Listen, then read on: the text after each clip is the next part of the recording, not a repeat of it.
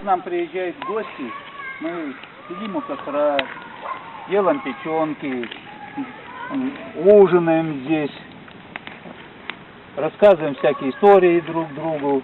Очень интересно, приезжают гости, играют на гармошке, бывает человек по 50 собираться.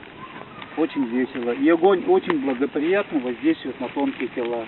То есть огонь убирает с глаз порчу. После, когда огонь уменьшается, мы его перепрыгиваем. То сколько раз. И тоже очень благоприятно действует на вестибулярный аппарат. Состояние души улучшается. Приходит радость жизни.